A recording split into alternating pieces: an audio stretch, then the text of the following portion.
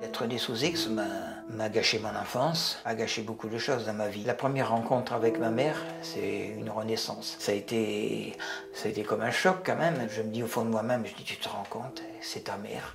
Je m'appelle Christian, je suis né sous X. Pendant 36 ans, j'ai recherché ma mère biologique. Et arrivé à ce terme, j'ai fini par la retrouver en 2015. J'ai été adopté par un couple qui, lui, n'avait pas eu d'enfant. Ils étaient âgés, ils étaient arrivés à la retraite. Ça n'a pas été facile. Je suis élevé par des parents qui, malheureusement, avec d'autres mentalités, étaient peut-être pas forcément prêts pour pouvoir avoir des enfants. Je ne vais pas étaler toute mon enfance, mais elle est pas glorieuse. Moi déjà j'étais confronté à l'école, les rentrées des classes, il fallait marquer les noms des parents. Moi j'avais pas le même nom que mes parents. Il fallait le nom du père, le nom de la mère déjà. J'étais déjà gêné, j'avais honte de ça. Mes parents m'ont aussi me l'ont appris de bonne heure que j'étais un enfant de la DAS. Moi, je me suis entendu, t'es un bâtard, des choses comme ça. J'étais plutôt gêné de ne pas être comme les autres. Moi. Comment ça se fait que j'ai pas une paire de baskets avec la marque Intel, lui à côté, lui il a ça et moi j'ai pas ça. À 30 ans, je commence mes recherches. Mon épouse me dit, tu devrais peut-être essayer de rechercher peut-être tes origines. C'est ce que j'ai fait, j'ai vu que c'était un lourd fardeau. Et là, j'ai compris et j'ai surtout admis que j'étais quelqu'un qui n'était pas comme les autres et qui n'avait pas de famille. À l'époque, il n'y a pas encore Internet, il n'y a rien. C'est du courrier, c'est des appels téléphoniques. Et je commence là à faire les premières démarches, à savoir consulter mon dossier à l'ASE, l'aide sociale à l'enfance. Après, on commence à faire des recherches de terrain. J'avais commencé à retrouver une famille qui malheureusement n'était pas elle. Je me suis, planté pendant quelques années et ça n'a rien donné. J'ai bien vu que ce n'était pas ça. Le CNOB m'a rien apporté, moi non plus, comme à beaucoup d'autres. Le CNOB, c'est le Conseil national pour accès aux origines personnelles. Il a été créé pour faire le lien entre la mère et l'enfant, mais malheureusement, il ne l'a pas fait et il ne le fera jamais. L'État français veut conserver l'accouchement sous X, l'anonymat le plus strict. S'ils ont retrouvé la mère et que la mère ne veut pas lever le secret, c'est-à-dire dire non, je veux rester sous X, je veux que mon enfant reste sous X, là, vraiment, ils nous avertissent en disant on procède à la clôture de votre dossier. Ce que nous demandons, c'est un accouchement dans la discrétion. À sa majorité, l'enfant peut aller aux services sociaux et avoir son dossier et les coordonnées, l'identité de sa mère pour pouvoir essayer de renouer avec le passé. J'ai eu des périodes un peu de découragement, mais quand même d'épuisement, c'est fatigant. Quand on a des petites touches, je vais dire ça comme ça, moi j'ai ressenti une sorte d'exaltation. J'ai dit, je vais arriver au bout, je trouve. C'est comme quelqu'un qui va détecter des métaux, il va trouver la pièce au fond du jardin. Et une exaltation, une sensation de se dire, ça y est, je suis là au bord d'avoir retrouvé ma mère. C'est l'obsession de vouloir chercher. Au fond de nous-mêmes, on a besoin de savoir, on a besoin.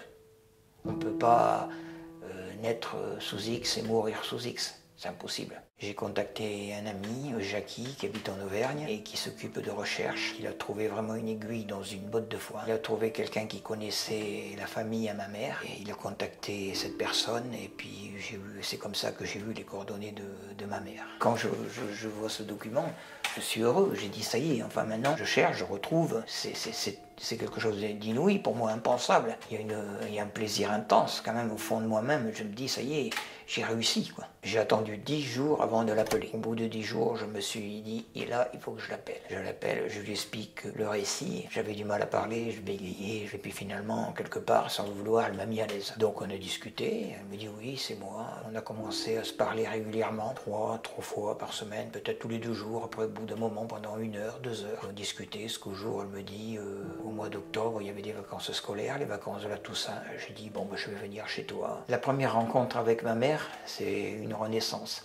C'est vraiment une renaissance, c'est quelque chose forcément que je n'ai jamais vécu. Et donc c'est comme si je venais de naître à nouveau. On s'est embrassés et on s'est parlé, quoi. Voilà. Et on s'est regardé, quoi. Ça a été comme un choc quand même. Je me dis au fond de moi-même, je dis, tu te rends compte, c'est ta mère. J'ai peut-être pas dans le fond réalisé, vraiment. C'est toutes ces années sans ma mère. Je suis venu, j'avais 3 jours à aller chez elle. Et ça a été... Après, ça a été le coup de grâce. Elle m'a fait bien comprendre qu'elle voulait plus entendre parler de moi, quoi. Elle me l'a pas dit directement, mais j'ai très bien compris à ses agissements qu'il fallait que je sorte de sa vie. Je me demandais qu'est-ce qui m'arrivait, quoi.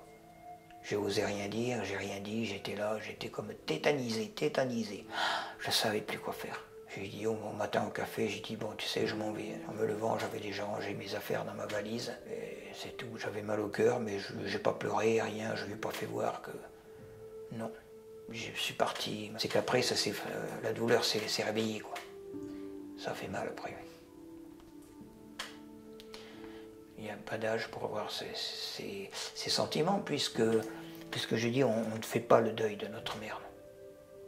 C'est ça la dramatique. Ça fait quand même un double abandon, quelque part. Hein, de se voir renier, refoulé, quoi. Beaucoup de gens m'ont dit, bah, comment ça se fait qu'elle ne veut plus te voir. Elle m'a expliqué seulement que, bon, elle avait 17 ans. Elle a été victime d'un viol. C'était trop douloureux, je pense, pour elle. Il fallait qu'elle me chasse de son esprit. Elle n'a pas pensé si elle me faisait du mal ou pas, rien, quoi. Je veux dire, c'est approprié le gâteau entier, quoi. Dans le fond, on n'est pas coupable, on est les victimes, nous. C'est difficile, très difficile même.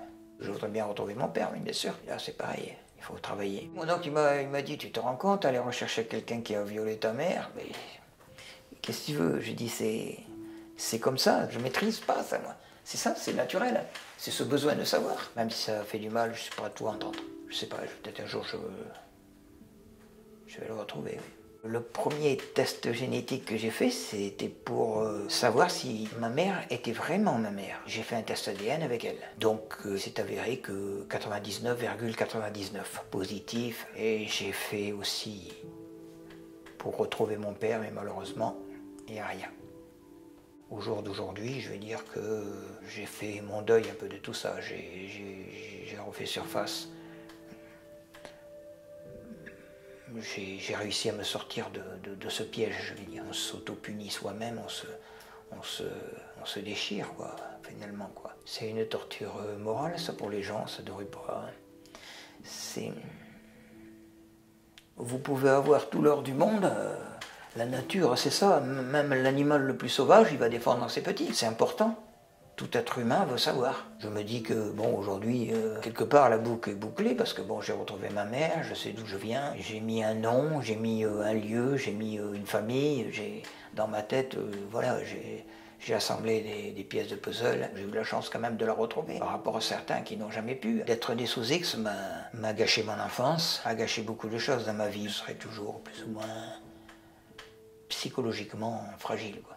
Je vais dire à toutes les personnes qui sont nées sous X, qui recherchent leurs parents, de ne pas baisser les bras, de mettre tout de leur côté, tant sur le temps psychologique, au niveau des enquêtes, de rien laisser au hasard. Et surtout, je le dis et je le redis, faites des tests génétiques. Il n'y a que les tests génétiques qui vous sauveront. Aujourd'hui, je